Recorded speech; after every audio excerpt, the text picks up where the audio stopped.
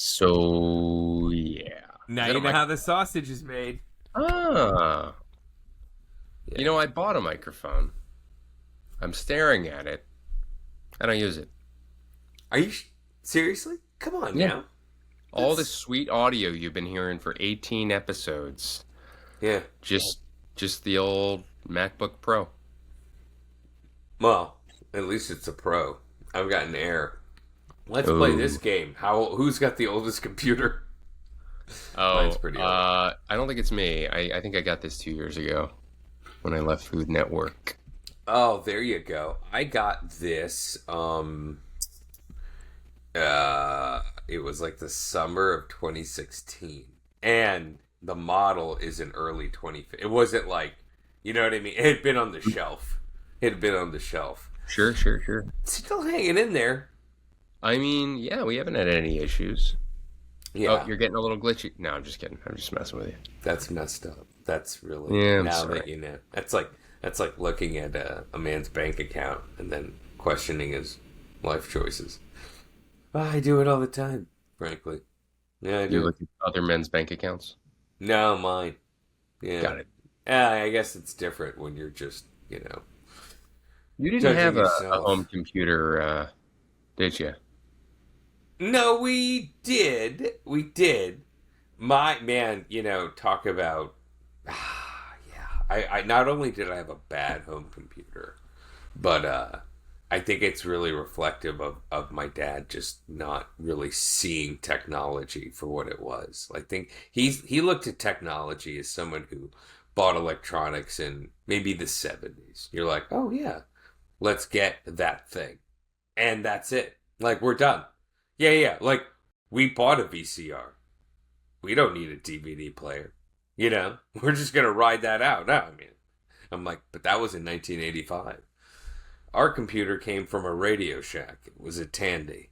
It was late breaking technology because the disc went from a 5 1/4 floppy to a 3 1/2 disc. It was the era of the disk drive. Yeah. The keyboard was attached to the mainframe. The monitor was tube and heavy. It was color. The printer was matrix dot. And I had that computer from 1985 to, well, they never got rid of it until it was time to leave the house. I had that computer through high school. I was turning in papers, and it looked like something from Matthew Broderick in War Games. Like, here's my essay in dot matrix. Yeah. Was that the blue screen with the white type? That would be a monochromatic monitor. What I'm talking about is a printer where the letters are actually little dots. Like, if you look and the paper had perforated edges with holes in it because Those that's I how it was remember. fed. Those I remember. Huh. Okay. God, it's like the land before time for you right now. You're like, yeah, yeah. Abe Lincoln was there holding a candle while I wrote my essay. Yeah. Yeah. Well, I don't remember a time. I I don't remember a time without computers. I think we always had one. I mean, I know that's not true. We probably had one once I was like in elementary school, but yeah. No, I mean it was like it was the AOL chat room machine. It was the download pictures you're not supposed to machine. It was the Mm, play Doom machine. It was yeah. all the things you need. Yeah. Yeah. AOL chat room. It's funny. I felt kind of sad when, what's interesting is like, and a lot of this was through adulthood, but I literally, I had friends who would post on social media, like, we were sad when they shut down Friendster. We were sad when they shut down AIM. I mean, iChat, I had iChat on, wait, maybe it wasn't on this computer. Maybe it was dead by then. But like, these were all like very big things. Very big things. Important things. Friendster, you know? Wasn't a big MySpace guy. Do you remember MySpace? Yeah. I had MySpace. MySpace was for ranking your friends in sequential order. Some people fell off entirely. I believe it was a top eight you could have. Top nine, right? Was it top eight or top nine? I think it was eight. I don't know. We'll ask Tommy when he Mm. comes on. He's doing a MySpace documentary. Wait, really? Yeah, that's right. That would be interesting. Yeah. That'd be I interesting, mean, man. maybe we'll just bring him on and just say, hey, was it top eight or top nine? And be like, all right, thanks. Thanks for coming. Shut Yeah, up. no, that was it. We literally were. That's all we wanted to do. Man, MySpace. Jeez. Yeah. Like, God, it just makes. I feel like. When I think about this stuff and how it comes and goes, I have like an existential crisis. Like, About will I? the not climate change, not like Nah, I'm rise good of with that. autocracy. It's Friendster getting shut down. That Yeah, triggers an existential crisis in you. I feel like some of this stuff is just out of my reach. I'm like, I'm not a polluter. Like, I actually, I use the compost bin. I love using the compost bin. I actually just composted something today that was like off my body. Like I literally was like, why should I throw this away? I nicked myself shaving, had a little blood clot, and I was like, oh. And I was like, I'm gonna throw this away. I'll compost it. Back into the One earth. less, one less thing in the landfill. You Yeah, know? I do want to step back for a second. You're like, I don't have any effect over saving the earth, but this posits the theory that you did have some sort of control over the shutdown of Friendster. I feel like there are things that are out of my control. I mean, I wish well. I try and do my part. I'll compost my blood clot. Like, but I'm a small part. How much can a little fleck off my face change? Global warming, change extreme weather. You can't, but if everybody felt the same way, Yeah. it could. And that's Well, I why mean, you got to vote. I'll do that, sure. I mean, I do that, and I do that. So again, that's why I'm good with the whole climate change thing because I feel like I'm doing my part. But I'm a citizen. I'm a citizen. I'm a citizen. So I'm going to do the things that be grateful to have these opportunities to vote and to compost something that I dried up blood off my face. I'm going to do both those things without hesitation. Like, you don't have to worry about me. I'm the guy. I'm going to do that. But at the same time, time goes on and you wonder about one's legacy. You wonder about what matters and, how much I matter. And when I realized, like, oh yeah, like there was something out there that was essentially how I'd share my existence, my thoughts with the world, and how that could just somehow be gone. And people will never know. My son will never know Friendster. I mean, my God, like, I felt this way when I saw the Cooking Channel website shut down. I was like, even though it hadn't been updated since 2014, but I was just like, wow, gone. Something that meant so much that I put so much effort and value into. That's what I'm looking for. Searching through the words to feel out these feelings. And I feel like a character in the Minecraft movie, which I saw last night with my son. We watched the Minecraft movie. Shelled out the big $5.99 to rent it. We watched Minecraft last night. It's summer, Neil. Now this is the time. We're gonna watch a movie on a Wednesday night, weeknight, but it's summer. Watch the Minecraft movie. Lots of. I'm gonna field this to you for a proper review. I feel like this is your department, I haven't but seen it. I haven't seen it. it's waiting for you. $5.99 available on Google, Apple. You know what? I have such a hard time renting movies digitally. And I don't mean that I can't figure it out, although that's possible. I don't know. It's so strange. I feel like I'm in a battle with the film companies. I'm like, I'll wait. I'll wait. Where you're gonna be? Okay, You gonna be on Peacock? You're gonna be on Netflix? Like I already have all those services. Now I can't wait. yeah. I have so little patience. I can't wait another 4 weeks. I'll wait. I mean, this is why I'm looking to get the login from you. I'm looking for some login love. Yeah. Maybe we need to just start splitting this up. This is why we don't do a lot of subs. Very frustrating. We're My wife grew up in a big baseball family. We like the baseball. For years I have paid for the MLB package online. Like not through a cable company. Of course not. And it was always very reasonable. It was like 100, well, it's probably up to 160 now, but for a while it was like $120. You can watch all these out of market games. You could watch them on an app. It was great. But lately, we have noticed that there are some additional blackouts. Now, sometimes the blackouts are fair. It's like, oh, well, it's on cable TV. Well, we have some cable, so that's fine. I'll just go there. But there are sometimes games where they're just like the team has made a sweetheart deal with somebody, and it's mostly been like Houston Astros games, and occasionally they play a team that I like, and I'm like, damn it, I can't watch this game. But fine. Now, Apple, the machine I'm on right now, the phone that I use, the company that has just snared me into always using their products, is now taking away the value of my MLB package, because now you need a freaking Apple subscription to watch a couple occasional baseball games. And I mean, like baseball, there's 162 games a year. Do you really have to like take that? Per team, right? Yes, per team. Per Okay. team. Yeah. So the That's a total lot amount. of games. I mean, that's a Oh yeah, lot.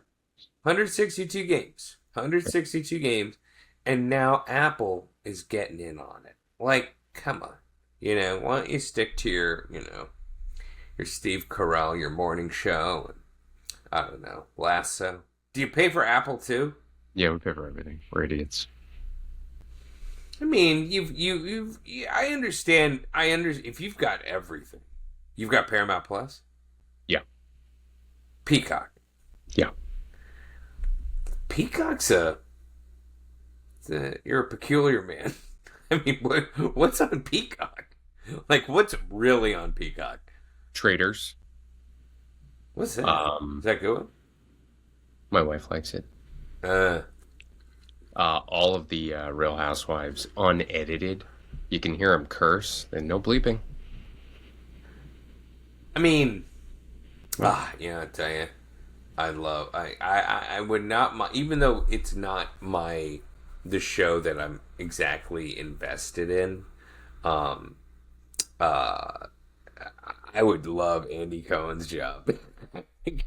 Yeah, I think that gig's fantastic. He just sits there and just kind of watches the car accident happen and then encourages them to drink and drive more. It's crazy. I like Andy Cohen. He actually does have a disclaimer in his show. If you are drinking, please don't drive. He does tell that to the audience at home. Oh yeah, I mean, Yeah. yeah, he's no stranger to the drink. That's for sure. Actually, a fellow St. Louisan. Yeah, that's right. Yeah, yeah, we're not too far apart. Who else is So from St. Louis? It's you, Andy Cohen, John Hamm, Paul Rudd. That's it, right? Paul Rudd's from Kansas City. You're forgetting about your favorite show of all time, Sterling K. Brown. Yeah, he counts. Oh, did you guys bond over that in theater school since you were classmates? Yeah, I mean, did we bond over the fact that no, at the time I don't think we were like, hey, isn't it cool we're both from St. Louis? Like, yeah, we're in St. Louis. I mean, we were in St. Louis at the time. We were, it's not like we were in college going somewhere far away. No, no, no, Wait a no, no, second. no. You were high school classmates with Sterling K. Brown? Yeah, high school, junior high school. Yeah, yeah, Oh, yeah. all this time I thought you went to like UCLA together. No, no, no, no, no, no, no, no. Sterling's a rather accomplished academic. He went to Stanford to study Oh my economics. God, Ollie, that's like a way bigger deal. Yeah, I guess. Yeah, sure. I don't know. I mean, it's Oh, still. I thought you met at like 18. You're telling me you guys met at 12? Yeah, he was a year older than me, but yeah, no, yeah, yes, yeah, Oh, no, so you're not that far behind. He's a year older. Maybe in a year you will have achieved everything that he did right now. man, I would love anything to get into Hulu the way he has right now. Have you watched any of the new stuff? He's got two shows Listen, on Hulu now. I can get you into Hulu. It's gonna cost you about $6.99 a month. What Well, do you need? What do well you played. Well, here's the funny thing: of all the things you could dangle at me from your NBC Universal to your Paramount Plus, you know what we have talked about on World's Greatest Dad is that this dad has a subscription to every television You know what series it is? there You know, my is. wife, anytime we wanted to get rid of something, she's like, well, we work in TV. Neither of us, really work Yeah, in TV anymore because TV doesn't exist. We work in, people are like, what do you do? And I'm like, I work in TV. Well, I think I work in YouTube now. I don't know. I just make stuff. I don't know. yeah. I mean, I was with these, but right before we recorded our last pod, and these guys were like, yo, Ollie's like a Food Network, and I usually clarify. I'm like, yeah, I was on cable TV when that was like a thing. I have something to admit. I'm gonna admit it. It's kind of, I mean, I feel bad, but now I'm like, it's fair. I'm just being real here. I'm just being honest. Um, when Cheap Eats wasn't renewed, I did not renew a cooking channel because it was kind of extra. It was like, Yeah, it's awful. It's yeah, of awful. course. But I'm No very shame, no grateful shame to in be game. grandfathered into Discovery Plus. Still have that sub. I wish I had the Max sub. That would have been sweet. Didn't even know Discovery Plus still existed. you know, I, I have a feeling. We can just talk about whatever we want at World's Greatest Dad. We're clearly Yeah. doing You it know now. why? You know What why? Because we're is it? dads. Yeah, So technically, anything we say is dad content, yeah, that's true. It's totally dad content, and I think there's something to be said about our shared history in the biz, as some people would have called it back in the day. I actually think Discovery Plus may have a second life, knowing that HBO Max is now kind of consolidating itself around some of the more, you know, scripted series and movie content. I wonder if there'll be an acknowledgement that maybe lifestyle, and obviously like Discovery Plus is cheaper than Max. Let's get that out of the way. You know what I mean? So there's some value there. There could be some value there. No, no, no. That was a side eye if I've ever seen one. That was a wow. Ollie, it's July 4th weekend where we are. You're Uh, right. what are you Damn it. guys up to for the weekend? It's crazy. I don't know if you could tell. This isn't dramatic lighting. We're facing a lot of thunderstorms these days. A lot of T-storms. So the question is, like, will we do the whole classic grilling thing? These days we're cooking a lot because we were traveling for 2 weeks in Asia, which, even though Asia, I say, is an affordable vacation, vacations are an expense. So I have been obsessed with general cooking and, being thrifty, economical, if you will. I just turned tough stew meat roast into steaks. So that was a big win, a big accomplishment. And my next cooking project, and it's rainproof because, you know, I don't have to necessarily use the grill. I have, it's right here, this cookbook, Gorilla Tacos, is a cookbook from a chef named Wes Avilla. Wes Avilla is a chef from Los Angeles. He worked in some pretty coveted fine dining institutions in California. And then I want to say I came across it in 2013. It may have opened a little bit before then. He opened up a street cart after working in all these excellent fine dining restaurants. And he served tacos, but he also served tostadas and other kind of, like, masa sundry street food kind of stuff. But what was on top was amazing things like sea urchin and diver scallops and razor clams and carnitas and stuff like that. So he has a recipe to make carnitas, the pork taco that's cooked in lard. And the way he does it is in the recipe he literally says, I don't make carnitas like they do in Michoacan in a pot, a copper pot with lard. I make them like Thomas Keller makes confit. And what he does is he takes like a whole pork shoulder with a lot of the skin on. So it's actually kind of a tricky thing to find, but I'll make do with whatever I can find at the supermarket. And then he takes herbs and salt and he runs it through a food processor until he gets like this kind of fine green powder. You rub the pork in it, you wrap it up, you stick it in the fridge overnight.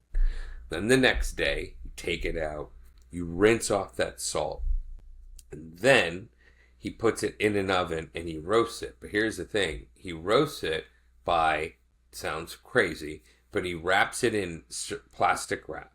And he calls it oven-proof plastic wrap. More on this later. And then foil, and he slowly cooks it, in a low-temp oven. And it's meant to just be this incredible, rich, fall-apart thing. I love carnitas. It's one of the reckonings I've had as someone with a Arabic name who some people will ask the question, like, are you Muslim? And I'm like, well, it's complicated. But for you, let's just land on this. Nah, not really. I mean, Eid Mubarak, but that's about it. Anyways, I think I might pull the trigger on that. Also, Heath, he hasn't had camp this week, so part of me is like, how do we keep him constantly off the screen? So I think we're going to make French fries. I'm going to go down that insane rabbit hole again, but this time I'm going to do it in stages. I have a plan. I'm going to probably spend 3 days. I'm going to break up the work over 3 days, so it's not this long slog. So yeah, carnitas. We're going to make fancy French chef inspired carnitas, thanks to Chef Wesavia, and French fries. Will you share recipes Yeah. on the Substack? Yeah. I actually I do love. I have found I've been able to make a successful carnitas with an Instant Pot that beats going out most places that I have access to. As much as Austin, Texas loves tacos. They love tacos in Austin. And Texas itself has amazing tacos. There is not a lot of great carnitas places here at all. Compared to LA, not even close. It's not even debatable. So I make a pretty mean one. What about you? What do you are you gonna fire up the Weber? Can you do that in Brooklyn? How does that work? Or do you go to a park? I mean, it's cool. There are grills at one of our parks, like built-in grills, which I always get a little bit skeeved by because they're just these public grills, 100%. 100%. You're supposed to like be a good neighbor and clean them afterwards. Let's be honest. I wouldn't know what to do. I know there's a thing called charcoal and matches and no. So, typically I'm the guest at someone else's barbecue who brings, whatever booze my wife tells me to bring, and then she'll cook something. So we are indeed going to a friend's rooftop. I don't know if you remember this or are aware that in New York, it is, we pay a hefty premium to live in small spaces so that we can have access to the culture and the life and the museums and the pulse of the city, You're right? seeing Wicked. You don't need to make a hot dog in a park. Boom, exactly. And, but so there are folks who have these things like backyards. And uh, Touche. so you try to become friends with those people, the people that have a little yard or perhaps a roof. There are these buildings with roofs that we have Yeah. a roof. I mean, we have a roof over our heads, not one we could safely stand on, climb on. Not for I'll public say access. no. In my 20s, I remember Shira and some of her friends like they'd be like, "Oh, we're going on the roof," and it was like a roof you're not supposed to go on. But Right. it's like you're in your 20s, so you're just like, "Oh, we're all hanging out on the roof illegally." Yeah. But you can't do that with kids. No, so we're going to a friend's barbecue on their roof. Hopefully the weather holds up, and then after that we're shipping up to the Catskills for a few days to stay in a bungalow and pretend we're in 1958 with a bunch of other families. So Oh, that's what you did. I feel like that would be like in an episode of Mad Men. You get out of this. That's what you do. totally. That's what you do. You get out of the city. You go out into the country. I have a friend of mine who lives in Brooklyn. He rents, but he owns a little place like out in maybe the Catskill. It's like a kind of a Mm. cabiny thing. And I'm like, I guess that's what makes sense. It's You know like what? You know what line I think about a lot? It was only a few weeks ago, but when we spoke to Matt Bearden and he was talking about the the wealth in his daughter's high school and how he's like, look, there's a lot of these families. The parents did really well for themselves, or their parents did really well for themselves, and it's like you see. I mean, it's just my neighborhood. Like you see people just dripping in money, and you're like, what do you do? And you can't figure out. They don't do much. You're like, how did? Well, that's a whole other thing too. Oh, It's like when they don't, there are other people who are like, "Oh, well, that's good, good for you. You go get that money." You know what I mean? Like, there's that. You know, um, God dang, yeah. I'll tell you yeah. that job at Meta is sounding real tempting right now. That sounds real tempting. Let me ask you, see, because speaking of Broadway, I didn't plan to talk about this, but you brought up Wicked, so I gotta. No one listens to this, so it's fine. We're not gonna get in trouble. Ooh, But cool. I have an ethical. I have a question for the ethicist, the dad ethicist, Ali Khan. That's you. Mm-hmm. Mm-hmm. So, so we're in. You guys in a WhatsApp chat for the school? No, no. In fact, I don't know if that's frowned upon or maybe we have our own policy, but here's the big thing to unpack about that. Big thing is that for the first couple years while Heath was at the school he's at, still from kindergarten, by the way, he's about to start eighth grade. So that's crazy, right? Mm, that is crazy. Um, Brearley worked at that school. That's why really we moved to Austin. I mean, there was, I think, a number of reasons why it all worked, but the primary reason of why we came to Austin, Texas is she secured employment here at a school that our Heath could potentially go to. So it's, we came all this way because it's a private school and we could never afford it, even priced in Austin, we couldn't afford it. Now, any private school, whether it's in LA or Austin, Texas or New York, is going to bring with it a certain kind of, to put it bluntly as possible, customer base. And that customer base is going to have certain characteristics. And it's not broad, but there are going to be some people that are going to be very, it's like high profile clientele. You go to an expensive hotel, there's going to be somebody at that hotel who's like, what's going on? Where's my thing? I'm going to complain. I'm going to have your job. Da da da da.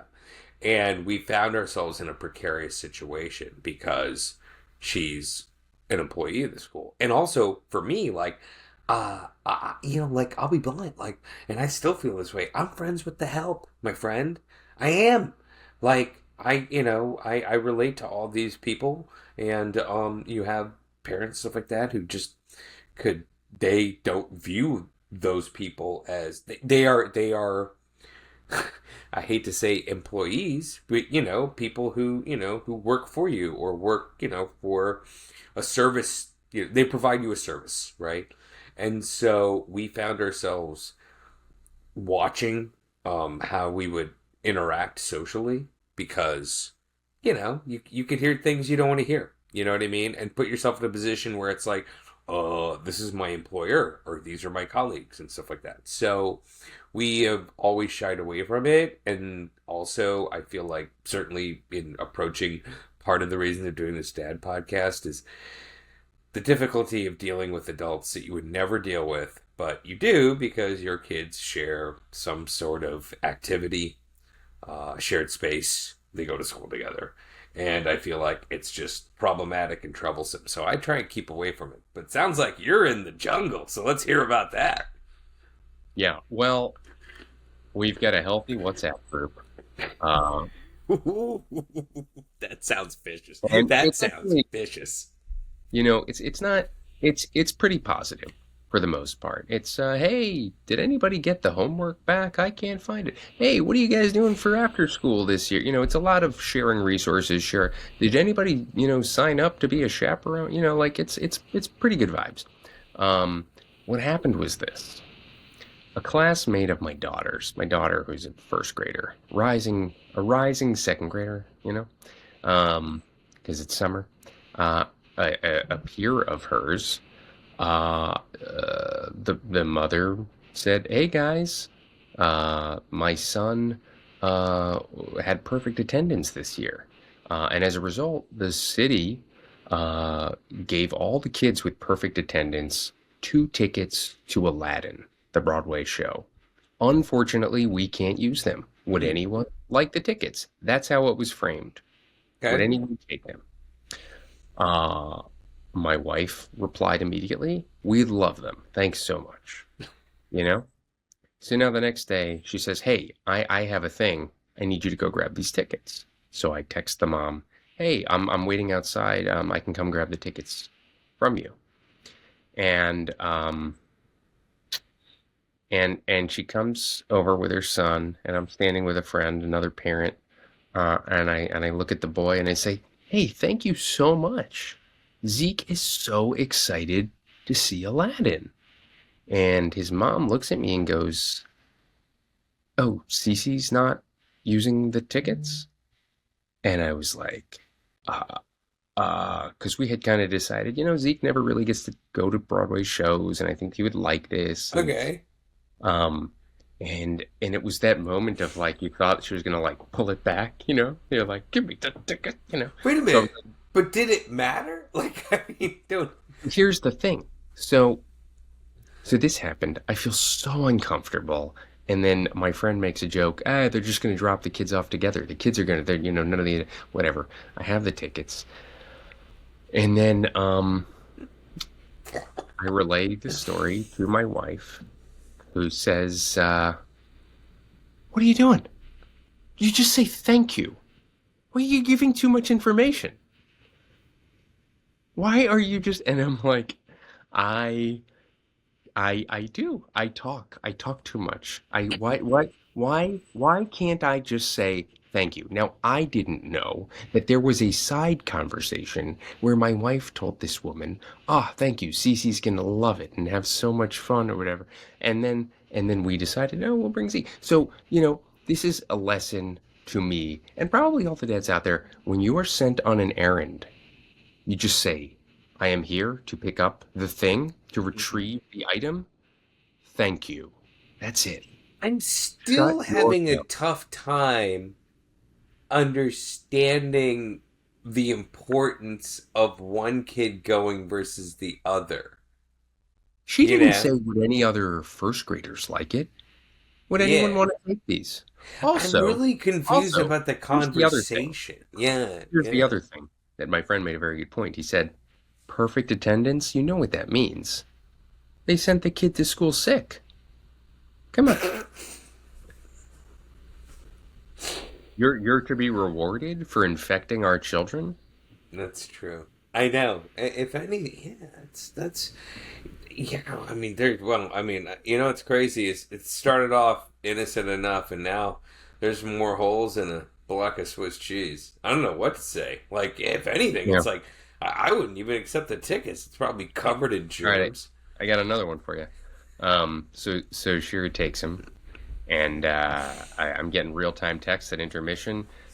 He's I don't know if we're gonna make it. He's he's getting a little restless. Um, Oh, like to sit through the whole thing. and Shira's like, "Look, buddy, let's stay through a whole new world." Shira's like, "I'm never gonna see Aladdin again. Like, when am I gonna see it? This is the marquee number, on a magic carpet. Let's see that, right?" Um, and they stay, for a few more songs, and then they bail. And on the way home, my wife is asking him, "Did you like the show?" "Yeah, no, it was good. It was nice." "Who did you like? What did you like about it? What did you think of Genie?" And my son said, "Who's Genie?" And she tells me this, and I think perhaps our older daughter should have attended this play instead. Zeke again? Well, he'll be 5 in a month.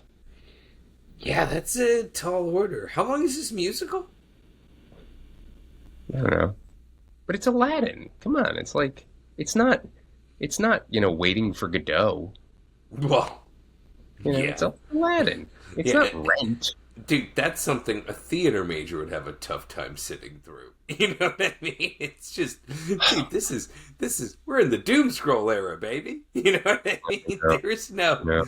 I mean, I remember when we took Heath to see Frozen, and I didn't think about this at the time, but he was two ish, two and a half, Mm. two and change, not three. I mean, obviously, he didn't just turn two. It was the first movie he ever saw. And I remember Billy goes, "Oh, you made it through the whole thing." And I was like, "Oh, yeah, good point. I forgot about that." You know what I mean? And I didn't realize, oh, he wouldn't make it through a whole movie. That I was like, oh, that's a big deal. Because then the next one we saw was the Lego movie. And I remember Billy's like, "Yeah, he's got to go." And I'm like, but this is the best part. Um, and to this day, I'm flabbergasted that she missed what I thought was a brilliant tie-in. She missed the whole Will Ferrell part. Hold on. You stayed? Yeah, yeah. Are you kidding? Who's Your kidding? wife escorted your son out of the theater, and you, an adult man, stayed at the Lego movie alone. Yeah, I mean, it was pretty much the end. Yeah, but Hmm. yes, Did you absolutely. did you meet them back at home? Were they waiting in the car for you? How did this all shake out? I think we met in the hallway. No big deal. Okay. I feel like maybe I should talk this out later. But nah, yeah, no, that was fine. Apparently, I don't remember this either, but she said that we went to the movies, and I was like, "All right, cool. Well, I think I'm gonna go watch Creed." And she's like, "Okay, all right. Well, I have Heath, and so they watched something else, I guess. Because every time Creed comes on, I'm like, God, this movie's so great." And she's like, "Yeah, I remember that one time you went to the we went to the movies, and you were like, I'm gonna go see this." You're really making me look at those early years in a different light, to be honest. Yeah, because Well, I did. I guess I might have to just. I don't even know if I'm ready. I'll have this conversation with her tomorrow. It'll be 4th of July, maybe when fireworks happen or something like that. Um, fireworks will happen and fireworks will happen. I mean, we'll see. I mean, I'm hoping the alcohol will smooth it over. It'll be more something Yeah. to laugh at. All these years Uh, later, you're finally ready to repair. Man, you've put some pressure on me. It's 4th of July, and it's like, I grill, to your point, you were saying, like, oh, we don't have backyards here because we have culture. So I have none. I have no culture Nope. whatsoever. I'm completely serious.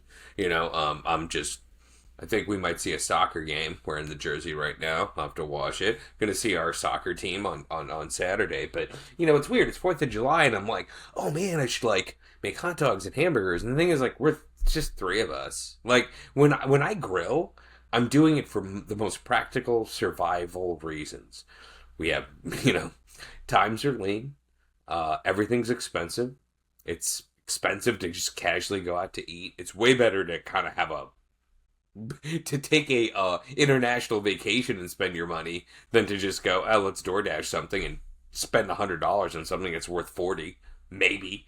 But yeah, I feel like I'm gonna be letting the family down. I'm like, I don't know. Like I gotta get it together. I gotta get it together. Yeah, You you've know, got 12 hours, my friend, until the clock strikes the July 4th. potatoes are there. I've got some ancestral bison defrosting. Yeah, I got some meat from like this interesting meat operation. It's called Force of Nature. Yeah, All they're right. like all about like this is the meat our ancestors ate, and it's very like it's like healthy meat. It's crazy. Like I had one of their healthy steaks, and I was like, yeah, this feels like I'm eating something healthy. It's quite night and day. You know, when you get in, have you seen? This is just something I see now. A guy who works at the fancy supermarket here, he'll text me stuff. He's a Cheap Eats fan. I met him. He gives out samples near the butcher, and he's like, and you know the That's funny thing the is, help. he You're always friends with the help. he has a bigger IG account than I do because he does dad jokes. Oh, actually, maybe we should have him on. But Who's this guy? What's his name? it's called the Texas Food Dude. Take a dive. We'll circle back. There might be a better way to incorporate him. I think we'll see. But he literally sent me some DMs the other day of like exotic game. Like, hey, look, alligator fillet, ostrich. You know, at this point, I feel like I've proven myself with the food world that I have something to say and I have some knowledge on the subject. And I'm also like I'm not eating stuff from a shady zoo. Yeah, like I don't want to eat that. That's gross. I mean, but there is one or two things that I'm like I would try the. Maybe it's because I see those Rogan clips where Rogan's just like I love elk. You know, you just get some good elk. And I'm kind of like, well, I mean, he's an older guy. He's in shape. I mean, maybe there's some truth to it. You know, like broken clock is right twice a day. So, it's just so expensive. Then I He go was back right to, about that and vaccines. That's it. wait, you know what's crazy? I got the jab. He didn't. We're both alive. Explain that to me. And guess what? I will still get vaccines. I don't care what RFK says. And I say this speaking as someone who grew up with parents from the third world who are like, well, that was my sister. She died of typhoid. Like what? Like it's really different when you have like a generation that was lost from preventable diseases now. That's my hot take, Neil. Not judging other people to a degree, just you know, don't hand me your wicked ticket if you haven't had the jab. You know, inside joke. Ollie, let's go to the mailbag. Okay, Go to the great. bad mailbag. What an episode. When we don't have a guest, I almost feel like a guest keeps us on keeps the train on the Well, train. I feel like we need to impress them, show that like we're actually serious people. And they actually have things going on. Yeah, it's true. Yeah. It's true. Yeah. Joe from Cranford, New Jersey writes, Ollie, my 7-year-old has fallen head over heels for acting. He's memorizing monologues, watching old movies, and asking to go on auditions. It's not just a phase, he's all in. My wife and I want to support him, but we're also worried about what a world of rejection, pressure, and long hours could do to a kid this young. How do you encourage a big dream without pushing your child into something they're not emotionally ready for? Wish I had an age on this one. That helps too. 7. 7. So 7. Okay. Here's a couple absolute truths. Life is all about phases. Truthfully, some are longer than others. I'm also all about the. That's insane. Life is all about phases. Life is going to come with a fair amount of rejection. That's just how it goes. And he's 7, and I say encourage it while you can. Always prepare them for an audition is an opportunity, not a guarantee, and make sure you have time to process those moments where you don't get the part.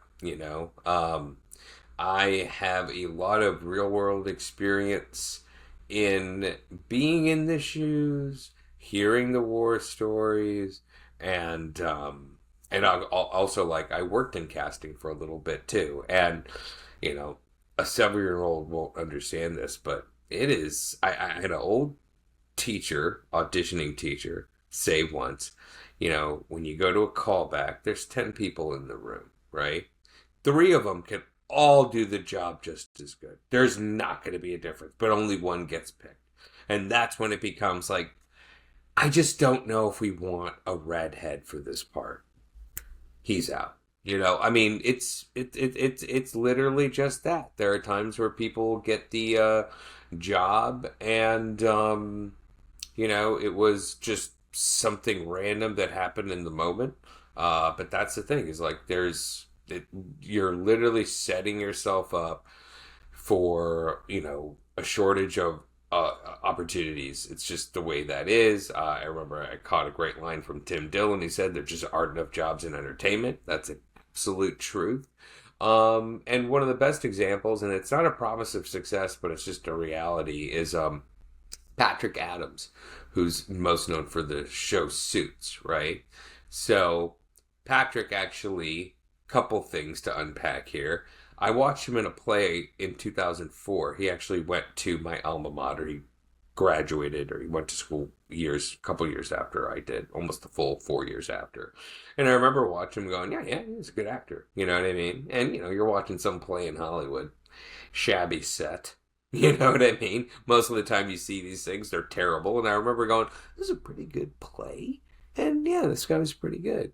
And then, of course, he gets Suits. What people don't know is, before he got Suits, like right before he got Suits, he got a TV series. They were shooting a pilot. And he got fired off the set. And he got fired off the set, not because he was misbehaving, but because the producers and whatever got together and they were like, it's not working out. He's just not the right guy.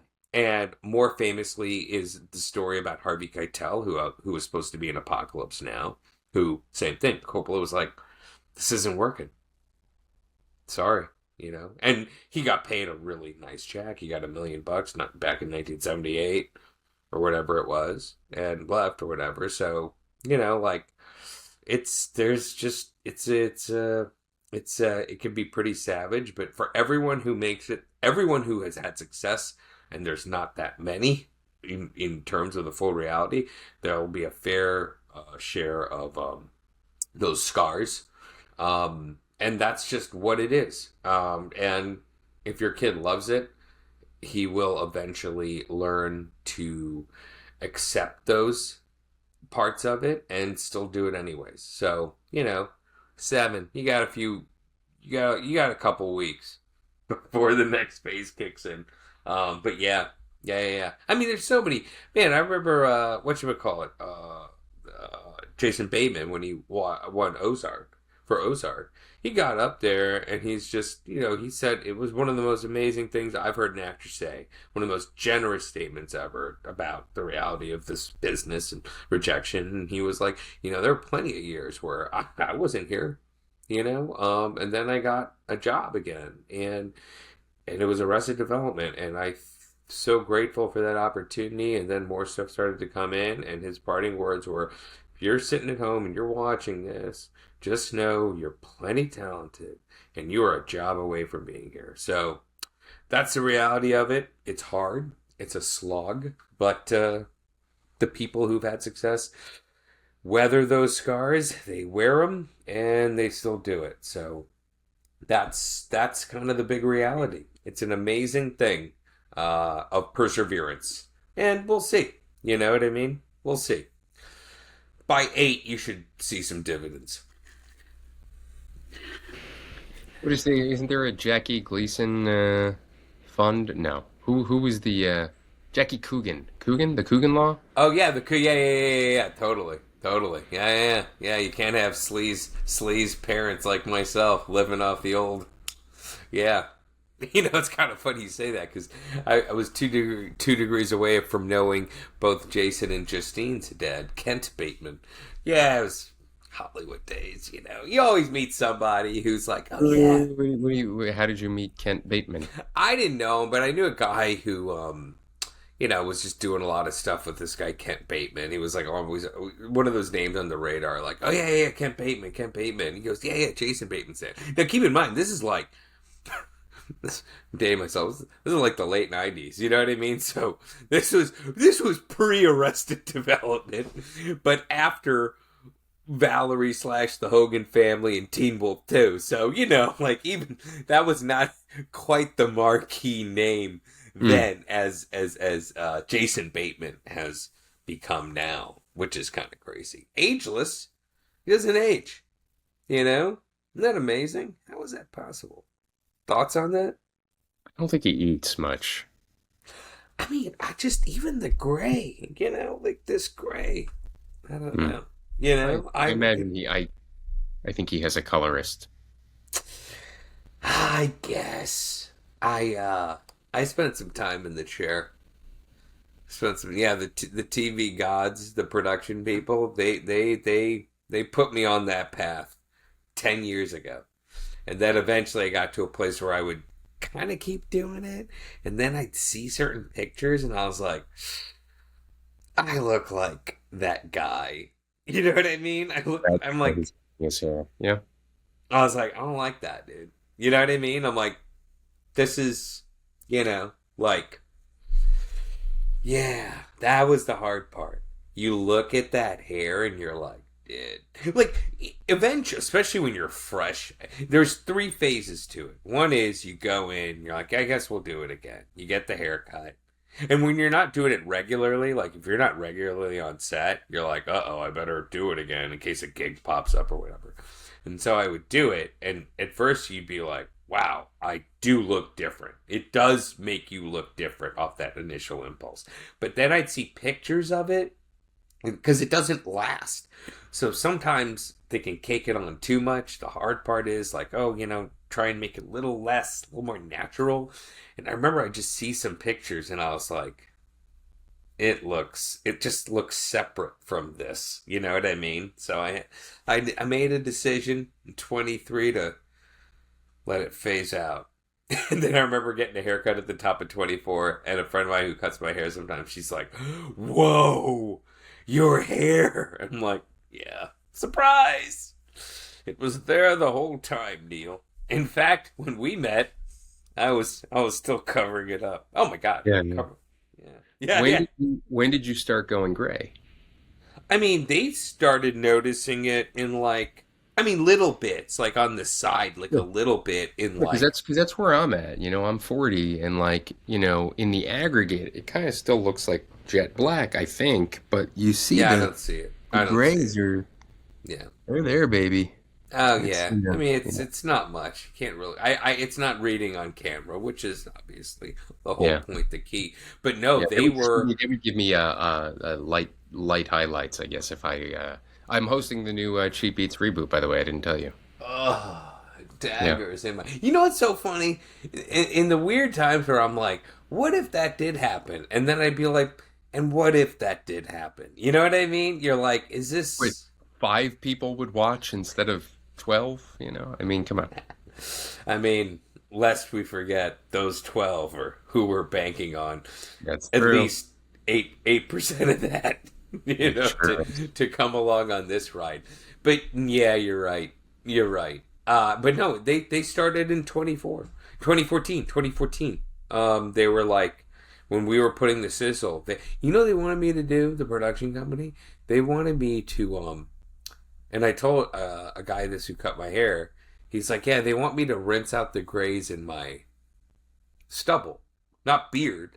I just had stubble. They're like, we like stubble, but, it's just gray. So, yeah, I mean, in 2014, like, there was some white there. Nothing like Hold this. on. So then how do they do that? They put dye on your skin? Well, this is what happened. I went to the frickin'... This is the best part about anyone who works in production. They're like, oh, yeah, just do that. And you're like, I don't think you've thought this through. You just said yes because all you know how to do is say yes. And then someone has to tell you about reality. So I went to my guy and he goes, okay, so the stuff I use for your hair cannot touch your skin. You know what I mean? In that way. It doesn't work. And like what they had me do, And this was for the sizzle. I should dig up the sizzle and show it.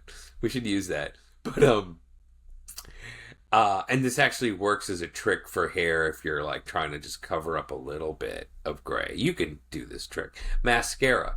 So in the sizzle, they had me keep stubble, and then I took a mascara brush and I would brush my face with it, and it didn't really work. You know what I mean? It's just one of those things where you just gotta let it go. But this was like my facial hair was like white for years. And it all comes back to just our fear of and our hatred of the natural process of aging, which is literally what being alive is, Yeah, growing, decaying.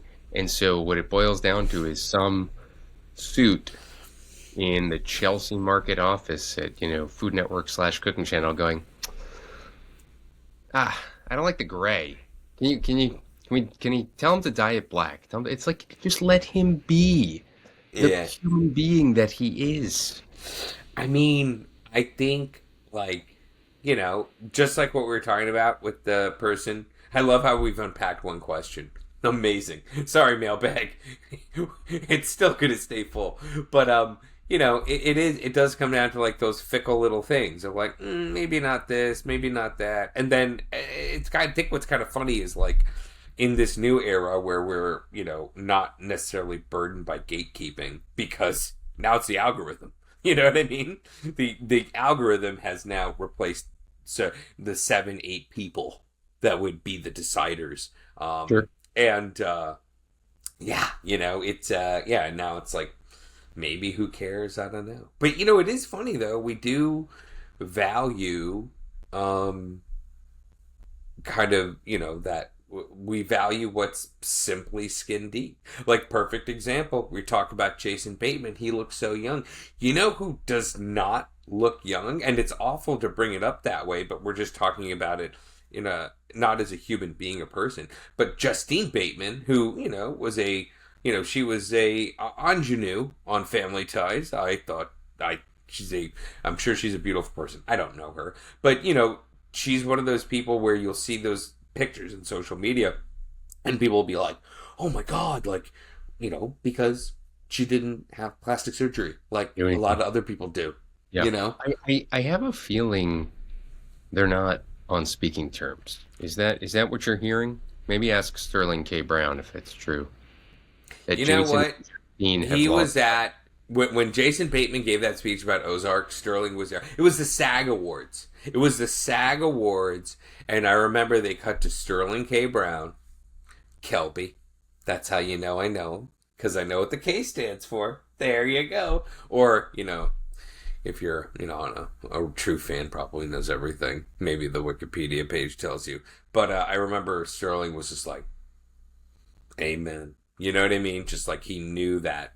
He knew exactly that you never know. Like you one day you're riding as high as could be. You could be hosting SNL and then you could never work again. That is a reality of it. It's Sterling crazy. Kelby Brown is an Emmy and Golden Globe winning American actor, producer, and podcast host. Mm, Born in St. Louis, Missouri in 1976, Brown graduated from Stanford with an acting degree and later. Anyways, yeah. No K though. The K is not Kelby, revealed. Kelby, Kelby, Oh, Sterling Kelby, yeah. right. I Yeah. don't really have a lot to offer then. All right, let's do one more, and then let's send you on your merry way to grill hot dogs in the thunderstorm, eh? I'm not making hot dogs, but yeah, Yeah, you know what I mean. yeah, Metaphorical hot dogs. yeah. Jimmy from Queens. Jimmy from Queens writes, Hey Ollie, weird question for you. I live in New York City and our neighborhood is pretty tight-knit, but it's still New York. A dad we know came into a coffee shop the other day, and about 5 minutes into waiting for his order, I realized he had left his toddler outside strapped to his bike. I couldn't believe my eyes. I was horrified, but also remember being left in the car while my parents did errands as a kid. But not as a baby. I need your advice. I wanted to report the incident to a local Facebook group, but my partner says this will only create unnecessary drama. The child is okay, and it isn't worth publicly shaming this dad, according to my partner. But the feeling doesn't sit right with me that people are just leaving their kids outside while they go into a store for more than 1 minute. This isn't Norway. What do you think, Ollie? Am I overreacting? Being too judgmental? Help. How old's the kid again? It says, I don't know. Not a toddler. So younger than a toddler. Yeah, like a toddler. I don't know. Well, look. Regardless of the age, and I don't know. I don't live in Queens. You know what I mean? So I'd have to be able to like quote read the room. But I know this. In the end of the day, what's more important? I think what's more important is making sure the kid's safe and reporting someone or child protective services or calling the cops or doing all that stuff. And I'm speaking generally here, like sometimes like bringing in some sort of authority for some punitive measure isn't really solving the problem, right? Like of course part of me is like, oh man, hey, if you got to run into the store, I'll watch your kid, but that's creepy. Do you want a stranger saying that? No, but there's got to be some kind of middle ground. It's a little tricky because part of you is like, you kind of want to mind your own business to a degree. I'm thinking about it from that person's shoes, but I feel like generally speaking, there's got to be a way where you can, address that concern, but support the person, and keep the kids safe. It's a little tricky, it's a little tricky. And maybe it's one of those things where it's like, maybe you bring the kid into the store. I don't know, like it's, I don't know how little this kid is or whatever, but God forbid something bad happens, then there's nothing but regret there. So, Sure. it's, yeah, again, the last thing you want to do is, put this kid in any kind of danger, and sometimes that danger could stem from the kid just not being around their parent, even if it seems like they're not maybe doing the best thing in the moment for that kid. So it's I'm kind of hesitant, like I think you'd have to really be there in the moment to be able to approach that person in a supporting way. So if you can figure that out, cool. But right now, like, I gotta be in the moment, and again, you gotta approach it the right way. And I do think it's not about just calling some sort of authority figure for some sort of punitive measure. I think Yeah. it's just about how can you help this person out right now, because clearly they're just trying to, do something and get stuff done for their family. Yeah. What do you think about crowdsourcing the the situation on one of those Facebook groups and saying, without naming names, hey parents, saw something happen recently where, a kid was left outside for a few minutes and, I know we live in a safe neighborhood, but, how does everybody feel about this? And, am I overreacting? This is the thing is, in my opinion, you're just going to be asking a bunch of people who weren't there in the situation, and that's my take on it. My take on it is I have to be in that situation to kind of go, okay, this is fine or this is not fine. You know what I mean? Like how short of a time are we talking about? What's the situation on that street or whatever? I generally like, I feel like when you get into forums where people can chime in, they're not going to get any more context than you have from being there. Mhm. We get this email. I don't know if you guys have this. It's some digital thing, so you probably do. It's called Nextdoor. Have you ever heard of that?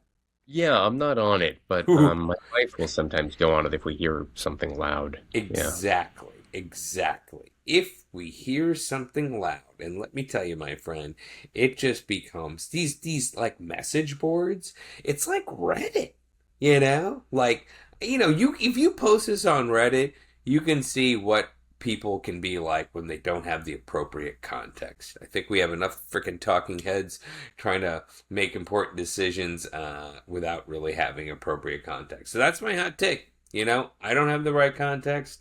I do know this from what you told me is how can we, to me, in my opinion, what you want to do is how can we support this person?